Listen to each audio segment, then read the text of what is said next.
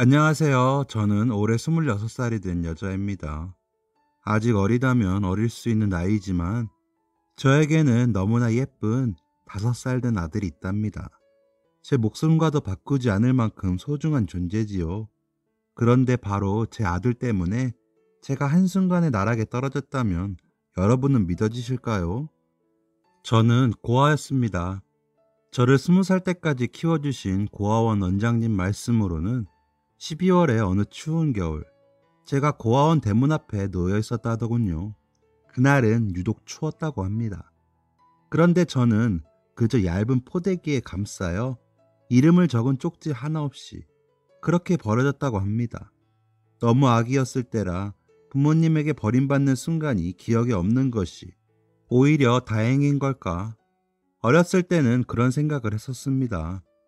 초등학생 때 갑작스럽게 비가 내리는 날이면 다른 친구들은 엄마가 데리러 오는데 저는 그 비를 다 맞고 고아원으로 돌아와야 했을 때 또래 친구들에게 고아래요, 고아래요, 얼레리 꼴레리 놀림을 받았을 때 참 견디기 힘들 만큼 부모님이 보고 싶었습니다.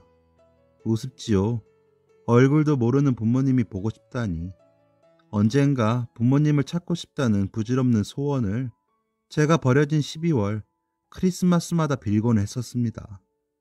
지금은 제 가정을 이루어 얼굴조차 모르는 부모님을 그렇게 자주 생각하진 않지만 어른이 된 지금도 제 손발은 유달리 찹니다. 12월이면 유난히 더 그런 것 같기도 하고요. 그래서 그랬을까요? 저는 유난히 찬 제 손을 따뜻하게 잡아준 남자를 만나 사랑에 빠지게 되었습니다. 저는 고등학교를 졸업한 뒤 얼마 지나지 않아서 고아원을 나와 독립을 해야 했습니다. 원래도 제게는 보호자 따위 없었지만 그래도 그 작은 울타리마저 사라지고 나자 살 길이 막막하더군요. 나라에서 주는 보조금으로는 작은 옥탑방을 얻는 것이 고작이었습니다. 그러고 나자 당장의 생활비가 필요했습니다. 우연히 동네에 있는 패스트푸드점에서 계산원 아르바이트를 뽑는다는 공고를 보게 되었고 그렇게 저는 사회생활을 시작하게 되었습니다. 그런데 이 일도 결코 녹록지는 않았습니다. 방금 전 햄버거 세트를 포장해 주문해 가셨던 40대 되어 보이는 여자 손님이 다시 가게로 들어오시더니 아가씨, 나는 치킨 세트를 주문했는데 이거 치즈버거잖아. 주문을 잘못 받으면 어떻게 해? 바꿔줘. 라고 하시는 거였습니다. 아, 손님, 아까 치즈버거 세트 하나라고 하셨어요. 저는 웃으며 대답했죠. 그런데 그 손님은 안색을 붉히더니 고래고래 소리를 지르기 시작하였습니다. 아니, 꼴랑 5,000원도 안 되는 햄버거 하나 팔아먹으면서 말이야. 응? 주문도 제대로 못 받아놓고 누구한테 잘못을 덮어씌우고 있어?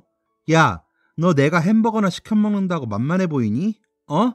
이게 겨우 아르바이트 주제에 누구를 가르치려 들어? 내가 누군지 알아? 여기 사장 어디 있어? 사장 나오라 그래. 손님 진정하세요. 제가 손님을 가르치려고 그런 게 아니라 저는 정말로 치즈버거 세트라고 들었거든요. 이게 그래도 끝까지? 야, 너 공부 못해서 겨우 패스트푸드점에서 알바나 하고 있는 주제에 말이야. 어른한테 눈 똑바로 뜨고 대들라고 누가 가르쳤어? 너네 부모야? 어? 아주 싹수가 노랗구만. 너 같은 것들 뻔하지. 후레자식 같은 것들. 정말 다른 거 다 참겠는데 20년 인생을 살아도 부모님에 관한 이야기만큼은 정말이지 견딜 수가 없더군요. 이 나이 먹도록 산전수전 다 겪은 저인데도 불구하고 어찌할 바를 몰라 눈물이 고이는데 생각지도 못한 도움의 손길을 받게 되었습니다. 아주머니, 거참 듣자 하니까 말씀이 지나치시네요. 넌 또 뭐야, 거렁뱅이 같은 게 뭔데 참견이야? 저요? 저 여기 단골이요. 가만 들어보니까 꼴랑 5,000원도 안 하는 햄버거라면서요. 꼴랑 5,000원도 안 되는 일에 이렇게 언성을 높여요? 꼴랑 5,000원도 없으신가 봐. 뭐라고? 참 기가 막혀서 내가 똥이 더러워서 피하고 말지. 그렇게 아주머니가 휙 가게를 나가버린 뒤 그는 제 안색을 살피곤 주머니를 뒤적여 손수건을 꺼냈습니다. 그러더니 그 손수건을 제 손 위에 쥐어주더군요. 신경 쓰지 말아요. 저런 말. 5천 원짜리 인간이다. 그렇게 생각하고 넘겨버려요. 응? 아, 어떡하지? 울지 말고요. 따뜻한 그의 손, 그리고 그보다 더 따뜻한 그의 말에 꽁꽁 얼어있던 제 마음이 녹아버렸습니다. 알고 보니 그는 패스트푸드점 맞은편 마트에서 점장으로 일하는 사람이었어요. 그래서 점심때마다 간단하게 끼니를 때우려 우리 가게에 자주 왔었고 늘 밝게 웃는 저를 눈여겨보았다고 했습니다. 그렇게 말하며 쑥스러운지 뒷목을 긁적이는 그가 참 귀여워 보였습니다. 그렇게 생애 처음으로 저는 너무나 따뜻한 12월을 보냈습니다. 그와 함께 있으면 발 편히 뻗을 수조차 없는 제 옥탑방도 어쩐지 아늑하게 느껴졌으니까요. 언제까지고 이렇게 둘이 지내면 더 바랄 게 없겠다. 그런 생각을 했었습니다. 그렇게 이 행복이 영원하리라 순진하게도 그렇게 믿었습니다. 맞고쌤 추위에 끝나던 계절이었어요. 출근을 하면 늘상 맞는 감자를 튀기는 기름 냄새가 어느 날부터 역하게 느껴지기 시작하더군요. 아침에 출근 준비를 하며 양치를 할 때도 이상하게 구역질이 났어요. 이상하다, 이상하다. 그때까지만 해도 저는 그렇게만 생각했었습니다. 그런데 기간이 한참 지났는데도 월경을 하지 않았어요. 설마. 떨리는 마음으로 약국에 가서 임신 테스트기를 사서 검사해보니 너무나 선명히 빨간 줄 두 줄이 보이더군요. 믿기지가 않아서 한 번 더 해보았지만 결과는 같았어요. 어떻게 하지? 눈앞이 캄캄해졌습니다. 그러면서도 마음 한편으로는 저는 이 아기를 포기할 수 없었어요. 이 아기는 세상에 하나밖에 없는 내 가족이었으니까요. 전 혼자라도 아기를 낳을 생각이었습니다. 이미 제 손에 있는 선택지에는 답이 하나밖에 없었습니다. 저는 그런 각오로 남자친구에게 말을 꺼냈어요. 오빠, 놀라지 말고 들어. 나 아기가 생겼어. 다행히 남자친구, 아니 지금의 제 남편은 조금 놀라긴 했지만 기뻐하며 저를 꼭 껴안아 주었습니다. 우리는 함께 미래를 약속했죠. 그리고 마침내 그 사람의 부모님께 처음으로 인사를 가게 된 날이었어요. 안녕하세요, 어머님, 아버님. 저 준우 씨 여자친구 김희영이라고 합니다. 처음 뵙겠습니다. 아버님께서는 웃으며 저를 반겨주셨어요.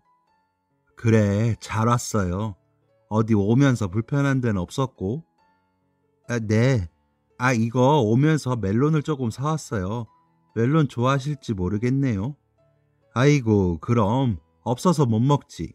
빈손으로 와도 되는데 무겁게 뭘 이런 걸 사왔어요. 고마워요. 잘 먹을게요. 여보, 당신도 인사해야지. 그런데 어머님께서는 제가 마음에 들지 않는 눈치셨습니다. 나원 기가 막혀서 정말. 예? 첫인사 때 누가 멜론 같은 걸 사오니? 아니 하다못해 한우라도 사왔었어야지. 꼭 이렇게 부모 없는 티가 난다니까. 엄마! 여보! 아이 그래 알았어. 뭔 말을 못하게 해. 에이 형수 너무 신경 쓰지 마세요. 우리 엄마가 원래 말을 밉게 하세요. 진심은 아니니까 담아두지 마요. 네? 괜찮아요 어머님. 마음에 안 차시겠지만 저 예쁘게 봐주세요. 제가 잘하겠습니다. 처음 뵙는 남자친구의 부모님께 예쁘게 보이고 싶었고 어머님의 날선 반응에 서운한 게 사실이었지만 그래도 저는 애써 웃어 보였어요. 세상에 태어나 언제나 혼자였던 제게 가족이 생기던 순간이니까요. 제가 마음에 차지 않으시는 것도 충분히 이해가 됐고 그럴수록 내가 더 잘하자. 노력하면 언젠가 반드시 알아주실 거다. 그렇게 생각했습니다. 그러나 그것은 저만의 착각이었습니다. 남편은 저를 배려해서 하객이 반뿐인 결혼식은 하고 싶지 않다며 가족끼리 조촐하게 결혼식을 하기를 원했습니다. 제게 상처가 될까봐였지요. 물론 시어머니는 집안 망신이라며 펄쩍 뛰셨고요. 죄송한 마음이 들었지만 사실 저는 남편의 배려가 좋았습니다. 저는 하객으로 올 가족도 직장 동료도 없었거든요. 두려운 결혼식이었습니다. 말 그대로. 남편의 고집으로 저희는 조촐하게 남편의 사촌까지만 모시고 작은 결혼식을 올렸어요. 그리고 신혼여행은 제주도로 다녀왔습니다. 우여곡절 끝에 결혼을 한 뒤 저희 부부는 시부모님과 함께 살게 되었습니다. 평탄하지 않은 날들의 연속이었고 저는 그저 시어머니와 좋아지는 과정이겠다, 내가 더 잘해야겠다 하는 마음이었죠. 한날은 어머님과 단둘이 식사를 하는데 하필 반찬이 고등어구이였고 어김없이 입덧 때문에 헛구역질이 나오더군요. 음, 얘 너는 밥상머리 앞에서 아유 참 임신한 게 유세니? 응? 벼슬이야? 창피한 줄도 모르고. 아 죄송해요. 죄송해요. 어머님, 저 이만 일어나는 게 좋을 것 같아요. 어른이 아직 식사하고 계신데 어딜 먼저 자리에서 일어나? 보자 보자 하니까 너 정말 가르칠 게 한두 가지가 아니구나. 이래서 밥상머리 교육이 중요하다는 건데. 하는 수 없이 저는 입덧을 참아가며 어머님께서 식사를 마치실 때까지 자리를 지켜야 했습니다. 또 한 번은 제가 신혼여행 때 입었던 실크 드레스를 세탁기에 돌려서 못쓰게 만드신 적도 있었어요. 어머, 이거 실크였니? 아니, 나는 네 옷 빨아주려고 그랬던 건데. 미안하게 됐다, 얘. 아니에요, 어머님. 저 이제 배 많이 나와서 어차피 입지도 못하는걸요. 신경 쓰지 마세요. 얘, 네가 그렇게 말하면 내가 나쁜 사람인 것 같잖니? 사람이 실수였다는데도 참. 이래서 없이 자란 것들은 안 돼요. 아휴. 어머님의 구박은 밑도 끝도 없는 것들이 대부분이었어요. 그래도 저는 좋았습니다.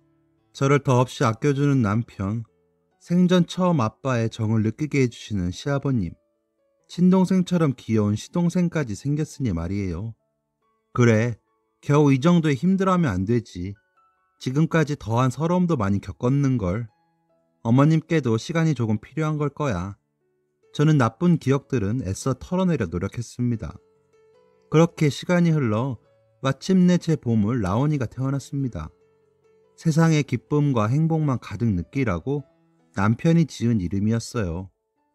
라온아, 아이고 이놈 보게. 내가 자기 할애비인 줄 아는 모양이다. 응? 까꿍?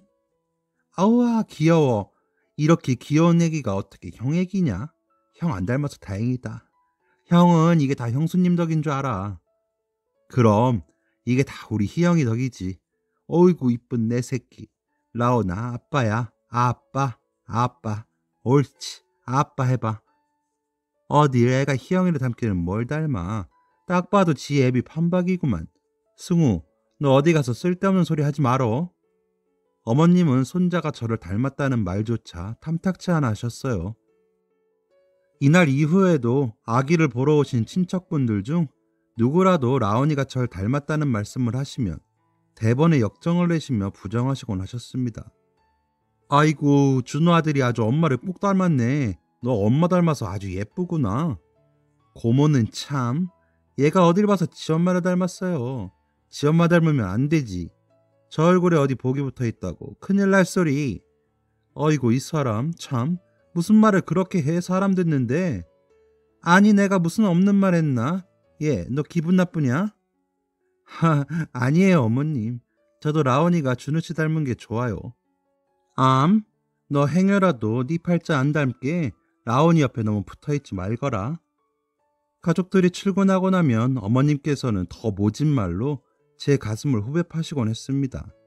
그래도 라온이가 방긋하고 한 번만 웃어줘도 저는 금방 잊어버리고 행복을 만끽했어요. 준우 아빠가 없었으면 이런 행복은 상상조차 할 수 없는 일이겠지. 그렇게 생각하면 준우 씨를 낳아주신 어머님은 제게 마냥 고마우신 분이었습니다. 그러던 어느 날 아직 퇴근할 시간이 아닌데 남편이 축 처진 어깨를 하고 집으로 돌아왔습니다. 어머 여보, 이 시간에 어쩐 일이에요? 여보, 잠깐 앉아봐. 어머니도 같이 들으세요. 남편은 한참을 머뭇거리더니 자신이 일하던 마트에서 해고되었다는 말을 꺼내놓았습니다. 남편의 마트 바로 옆에 대기업 대형마트가 들어섰기 때문에 경영이 악화되었다는 이유였어요. 자기 잘못도 아닌데 의기소침해하는 남편을 보고 저는 가슴이 너무 아팠습니다. 저는 남편을 다독거리며 여보 괜찮아. 우리 아직 젊은데 나도 벌면 되고 응? 기죽지 마요. 그렇게 애써 웃어 보였습니다. 사실은 당장 아기 분유값이며 기저귀 값이 걱정되긴 했지만 그래도 이 사람과 함께라면 저는 무슨 일이든 할 수 있었습니다. 그렇게 저는 제가 할 수 있는 일을 찾기 시작했어요. 그러나 아기 엄마이면서 고졸인 제가 할 수 있는 일이 마땅치는 않더군요. 그래도 포기하지 않고 일자리를 열심히 찾아본 끝에 저는 유제품을 배달하고 판매하는 일을 시작하게 되었습니다. 새벽부터 나가서 정기 배송을 받는 집집마다 유제품을 돌리고 오후에는 유제품 판매카를 타고 길에 서서 지나가는 사람들에게 제품을 판매했죠. 거의 하루 종일을 여름에는 땡볕에서 겨울에는 얼음장에서 일하느라 너무 힘들었지만 내 가족을 위해 저는 꿋꿋하게 참았습니다. 자연히 라온이는 어머님께서 맡아서 키워주시게 되셨죠. 그렇게 3년이라는 시간이 지나고 어느덧 라온이는 4살이 되었습니다. 그날은 일주일에 한 번밖에 없는 저의 휴일이었는데 저는 쉬는 날만이라도 아이와 온전히 함께 있어주고 싶어서 아이가 제일 좋아하는 장난감을 꺼내서 함께 가지고 놀아주고 있었습니다. 그런데 장난감 로봇의 팔이 갑자기 뚝 하고 분리되어 버렸습니다. 아들이 태어났을 때부터 가지고 놀던 장난감이니 망가질 때도 되었지 하고 버리려는데 아들이 이런 말을 하더군요. 망가져 버렸다. 엄마, 이 로봇은 불량품이야? 불량품인 거지? 저는 별 생각 없이 장난감을 쓰레기통에 버리면서 아니야. 그냥 장난감이 오래되어서 그래. 올해 우리 라온이가 4살이니까 장난감도 벌써 4살이나 된 거거든. 그래서 그런 거야. 원래 물건을 오래 쓰다 보면 망가지기도 하고 고장나기도 하는 거야. 라고 답해 주었습니다. 지금 생각해보면 아직 유치원도 다니지 않는 4살짜리 아이가 불량품이라는 말을 어디서 배웠을까 생각해봤어야 했는데 그때는 그저 그러려니 하고 넘어갔어요. 이상한 일은 또 있었습니다. 그날은 아이와 같이 서점에 갔다가 구입한 외직 천자문책을 읽어주던 때였어요. 라온아, 이 한자는 뿌리 근이야. 봐봐, 이 글자의 생김새가 꼭 나무의 뿌리 같지? 나 이 말이 뭔지 알아. 뿌리, 근본, 맞지? 어머, 우리 라온이 그런 어려운 말을 어떻게 알아? 아하이, 그냥 알아. 이상함을 느꼈지만 엄마한테 칭찬을 받은 줄 알고 기뻐하는 라온이를 보면서 저는 더 이상 물어보진 않았습니다. 또 어느 날은 유제품 판매원 옷을 입고 출근하는 제 뒤에 대고 이렇게 이야기하더군요. 엄마, 아이 창피. 응? 라온아, 그게 무슨 말이야? 창피? 엄마, 불량품은 창피한 거래. 저는 혹시 판매원 옷이 낡아서 그런 건가? 영문을 모른 채로 일단 급한 대로 출근을 했습니다. 아니 땐 굴뚝에 연기가 날 리 없는 건데 아니랬던 거죠. 그러던 어느 날 남편 동생이 결혼할 여자친구를 인사시킨다며 집에 데려왔습니다. 어머, 너무 반가워요. 저는 승우씨 형수 되는 사람이에요. 아가씨 너무 예쁘시다. 아, 네, 저도 반갑습니다. 앞으로 잘 부탁드려요. 그때 들으라는 듯 혼잣말인 듯 중얼거리는 시어머니의 말이 들리더군요. 아니, 동서지간의 나이가 맞지 않은 이거야 원. 개족보도 아니고 시퍼렇게 어린 게 애부터 가지니 족보가 꼬이지. 이제 정말 어쩔 거냔 말이야. 응? 형님 동서지간에 별게 다 속을 썩여 정말. 그 말에 저는 심장이 얼어붙는 듯 했습니다. 도련님과 여자친구는 같은 회사에서 만난 사이라고 했습니다. 당연히 저보다 더 많이 배우고 양가 어른들 다 살아계시는 흡족한 며느리였겠죠. 그래도 어떻게 처음 보는 사람 앞에서까지 이러실 수 있나 싶은 마음이었습니다. 그러나 세 사람 앞에서 얼굴을 붉힐 수도 없어서 저는 그냥 못 들은 척 넘기는 수밖에 없었습니다. 그래, 나 같은 모자란 며느리 말고 어머님 마음에 차는 며느리를 보셨으니 이제 조금 마음이 풀리시지 않겠나. 내심 그런 기대도 있었습니다. 그렇게 시간을 빠르게 흘러 이윽고 시동생이 결혼을 하는 날이었습니다. 빠듯한 살림이었지만 어머님께서는 둘째 아들 결혼식만큼은 뻗쳤던 망신살을 제대로 펴겠다면서 비싼 한복을 사입길 고집하셨고, 저희 부부는 없는 형편을 쪼개서 어머님 기분을 맞춰드렸죠.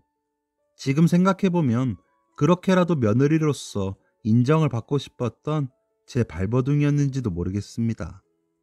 사내 커플이었던 만큼 시동생의 결혼식장에는 시동생 회사 동료들, 상사분들이 잔뜩 오셨더군요. 멀끔한 정장을 갖춰 입은 그 사람들을 보면서 몇 년 전 실직한 뒤 아직 안정적인 직장을 잡지 못한 남편이 괜히 주눅들지는 않을까, 저는 그런 걱정을 하고 있었습니다. 앞으로 저에게 닥칠 일은 꿈에도 상상하지 못하고 말이죠. 신부와 나란히 선 시동생은 늠름해 보였습니다. 자기보다 훨씬 나이 어린 형수를 늘 존중해주고 우리 라온이를 끔찍하게 예뻐해주는 시동생의 기쁜 날이니 저도 벅찬 마음으로 결혼식을 지켜보았습니다. 우리 부부도 저렇게 예뻐 보였을까? 나도 참 어렸었는데 이제는 벌써 4살의 아이의 엄마가 되었네. 그런 감상에 빠져있기도 했죠. 감상에 빠져있을 틈도 없이 이윽고 피로연이 시작되었고, 오랜만에 만난 남편의 친척들은 부쩍 자란 라온이가 기특하고 예쁘다며 이리저리 안고 다니셨죠. 새로운 장소에 낯선 사람들까지 온통 신기한 것 투성이인 피로연장을 라온이는 이곳저곳 구경했습니다. 그런 아이가 눈에 띄었는지 피로연의 사회를 맡은 남편의 사촌형이 라온이를 무대로 불렀습니다. 자, 우리 귀여운 어린이 이름이 뭐예요? 정라온입니다. 누구랑 왔어요? 엄마, 아빠, 할머니, 할아버지요. 아이고, 어디 집 꼬마인지 귀엽기도 하네. 신랑 조카래. 하객들은 그런 라온이가 귀여운지 다들 한바구음을 지으며 무대를 보고 계셨어요. 저도 너무 재미있고 귀여워서 얼른 핸드폰을 꺼내서 동영상 촬영을 시작했습니다. 그렇구나, 우리 라온이 몇 살이에요? 4살입니다. 4살이구나. 오, 그럼 우리 라온이 오늘 삼촌 결혼식인데 라온이 장기자랑 한번 볼 수 있을까요? 장기자랑이 뭐예요? 아, 장기자랑이 뭐냐면 노래를 부르거나 춤을 추거나 아니면 재미있는 거 사람들에게 보여주는 거야. 알았지? 아, 재밌는 거? 나 흉내낼 수 있어. 우리 할머니 흉내낼 수 있어요. 오, 여러분, 우리 정라온 어린이가 사랑하는 할머니의 흉내를 내보겠다고 하네요. 다들 힘찬 박수 보내주세요. 어디서 이런 불량품이 내 집에 기어들어온 거야? 아이고, 속 터져. 근본도 모르는 것 얼굴 볼 때마다 아주 내 우라통이 다 터진다니까. 우리 라온이는 절대로 엄마 닮으면 안 돼요. 할미가 저 천하에 재수 없는 건 내쫓고 예쁜 새엄마 구해줄 거니까, 응? 식장 안은 싸늘하게 얼어붙었습니다. 하객들은 모두 입을 떡 벌린 채 슬그머니 제 쪽을 돌아보았죠. 저는 방금 제 귀로 똑똑히 들어놓고도 차마 믿을 수가 없어서 동영상 녹화 정지 버튼을 차마 누르지도 못한 채 그 자리에 굳어 있었습니다. 아니, 이게 무슨 말이야? 지금 저 애가 무슨 말을 하는 거야? 저 애 신랑 조카라고 하지 않았어?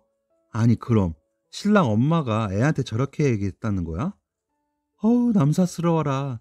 이게 무슨 일이래 그래? 아, 애 엄마가 고아라잖아. 그렇게 구박을 하더니 결국 사단이 나는구만. 사단이 나. 잠깐의 정적이 흐르자 사람들은 너나 할 것 없이 수군거리기 시작했습니다. 라온이만 계속 신이 나서 제잘거리고 있었죠. 불량식품을 먹으면 배탈이 나요. 할미손은 약손, 새엄마도 약손, 우리 라온이 똥 빼. 저는 차마 더 듣고 있을 수가 없어서 피로연장을 뛰쳐나왔습니다. 여보, 형수님! 뒤에서 저를 부르는 소리가 들렸지만 저는 멈출 수가 없었어요. 하늘이 무너지는 기분이었습니다. 세상 그 누구보다 사랑하는 제 아이의 입에서 다른 어떤 말보다 듣고 싶지 않은 말을 듣는 기분이란 정말 말로 다 표현하지 못할 만큼 억장이 무너지는 일이었습니다. 뛰쳐나오는 제 뒤로 이게 도대체 무슨 대먹지 못한 경우입니까?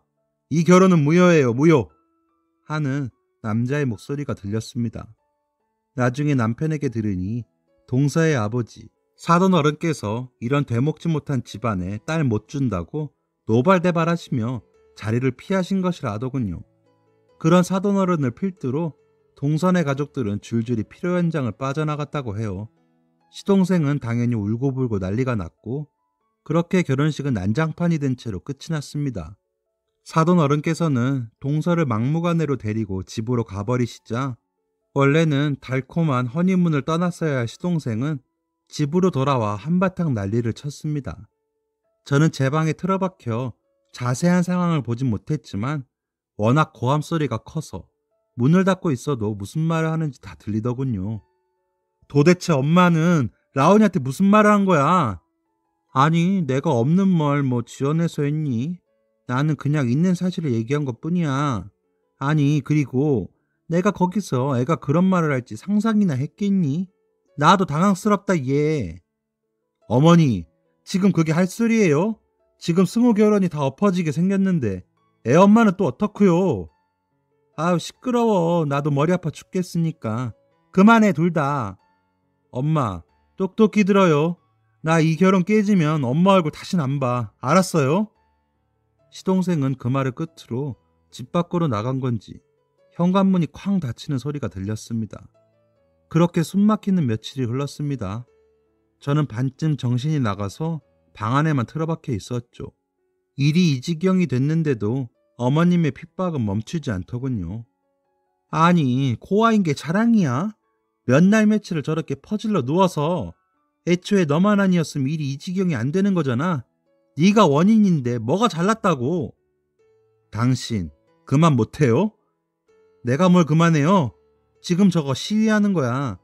어디 시부모 모시고 사는 며느리가 며칠째 코빼기도 안 보이고 말이야. 이래서 근본 없는 것들은 받아주면 안 되는 건데. 당신 정말 반성이라고는 눈꽃만큼도 없는 거요? 반성? 피부치 하나 없는 걸 몸뚱이 하나 덜렁 가져온 주제에 떠받들고 살란 말이에요? 무슨 반성을 해 내가. 이 사람이 그래도 어휴. 날이 갈수록 어머님과 아버님의 다툼도 커져만 갔습니다. 아버님께서는 식음을 전폐한 시동생을 보다 못해 사돈댁에 연락을 하셨죠. 사돈댁에서는 상종 못할 시어머니가 있는 자리에 딸을 보낼 수는 없다면서 아이들을 이대로 갈라서게 하든지 아니면 시어머니와 이혼을 하든지 양당 간에 결단을 내리라고 통보했다고 합니다. 그리고 시어머니와 더 이상 한 지붕 아래 살 수 없는 것은 저 역시 마찬가지였습니다. 저는 이러다가는 정말 죽을 것만 같아서 남편에게 간단히 짐을 싸서 나가겠다고 이야기했습니다. 남편은 눈물을 흘리며 미안하다고, 나는 너 없이는 안 된다고, 나갈 거라면 함께 나가자고 이야기했습니다. 그렇게 저와 남편, 라온이까지 우리 세 식구는 분가르에서 지내고 있습니다. 물론 그 과정이 쉽진 않았습니다. 이삿짐이 나가는 날 시어머니는 제 짐들을 깨부수며 악다구니를 쓰고 있었습니다. 이 재수없는 계집애, 내가 너 처음 보는 날부터 이사단이 날 줄 진즉부터 알고 있었다. 네 얼굴에 재수없음이라고 써있거든. 응? 결국 이사단을 내지 네가. 오순도순 잘 살고 있던 우리 가족, 니년 하나 때문에 지금 이게 무슨 꼴이냔 말이야. 아이고, 하늘도 무심하시지. 내 귀한 아들 저 여우년이 깨어가네. 아유, 억울해서 이렇게 못 살아. 가려거든 몸뚱이만 나가거라 이년. 천지간에 부모 없이 불쌍하다 받아줬더니 은혜를 왼수로 갚는 년. 퇴! 몸뚱이만 나가거라. 다 내 아들이 벌어서 산 것 아니냐? 어머님, 제발 그만하세요. 그놈의 재수없다는 소리. 귀에 딱지가 앉아서 피가 날 지경이라고요. 제가 도대체 뭘 그렇게 잘못했다고 이러시는 거예요, 대체? 아이고, 그래. 이제야 네 본색이 나오는구나. 난 진즉에 네가 이런 년인 줄 다 알고 있었지. 뭘 잘못했냐고? 그래, 말이 나왔으니까 말이지. 네가 잘한 건 무엇이냐? 번듯한 부모가 있기를 해. 대학 문턱을 밟았기를 해. 네가 뭐가 그리 대단하냔 말이야. 말 그대로 내 아들이 놀다가 버리면 그만이 불량품 아니냐? 어머니, 자꾸 이러시면 저도 더 이상 참지 않아요. 그동안 어머니께서 이 사람 힘들게 한 거 다 알면서도 이 사람이 자기는 괜찮다고 하기에 저도 참은 거예요. 이 사람이 제 아내이고 제 아이의 엄마예요. 제 얼굴에 침 뱉긴 걸 모르세요? 저희 얼굴 다신 볼 생각 마세요. 아이고, 준우야. 준우야! 그렇게 저희는 어렵사리 분가를 했고 그 후로 시댁엔 발걸음을 하지도 않고 있습니다. 저희 부부는 부족한 살림이지만 함께 택배 알바를 하며 마음만은 편하게 지내고 있어요. 한편 시동생은 사정이 아주 딱하게 되었다고 해요. 이 커플이 사내 커플이었던 만큼 그날 피로연에서 있던 일들이 회사에 다 소문이 난 거죠. 저 사람이야? 그래, 아주 막장이 따로 없었다니까. 고래고래 소리 지르는 모습이 진짜 마귀 할멈이 따로 없었지. 세상에. 아니, 아들 결혼식에서 그러고 싶나? 조심해. 끼리끼리라는 말 몰라. 그런 엄마 밑에서 자랐으니 저 사람 인성은 어떻겠어. 저거 봐. 그 사단이 났는데도 멀쩡한 얼굴로 출근하는 거. 나 같으면 쪽팔려서 진짜 그만뒀다. 아유, 나도 나중에 그런 시어머니 만날까봐 무섭다. 이렇게 회사에서는 막장 엄마를 두었다며 은근슬쩍 시동생을 따돌렸고 어딜 가든 수군거리는 소리에 결국 시동생은 직장을 옮길 수밖에 없었어요. 다행히 사돈댁에서는 서로 사랑하는 커플을 끝까지 갈라놓으실 수는 없었는지 시댁과 접촉하지 않는다는 조건으로 다시 결혼을 허락하셨고 그 후로 시동생은 우리 부부와는 왕래를 하지만 시어머님의 연락을 받지 않고 있다고 합니다. 자식들이 다 떠나고 나자 시아버님께서는 인생을 잘못 사셨다며 시어머님께 이혼을 하자고 하셨다고 해요. 물론 시어머님은 무슨 말도 안 되는 소리냐며 고학의 집 하나가 잘못 들어와서 집안을 풍비박살냈다고 난리를 치셨고요. 하지만 두 분은 결국 이혼을 하시게 되었고 가끔씩 시아버지를 만나서 아버니와 함께 시간을 보내곤 하지만 먹고 사는 게 빠듯해서 즐거운 시간을 자주 가지지는 못합니다. 하지만 여유가 생기는 대로 시아버지께는 효도할 생각입니다. 지금도 저는 어머님의 서리빨 어린 눈길과 고함 소리가 귓가에 맴도는 듯 합니다. 언젠가 이 상처가 낫긴 할까요? 제 우울한 사연 들어주셔서 감사합니다. 여러분은 모두 행복하시길 빌겠습니다. 안녕히 계세요. 지금까지 사연 들어주셔서 감사합니다. 사연이 재밌으셨다면 구독과 좋아요를 눌러주세요. 감사합니다. 안녕히 계세요.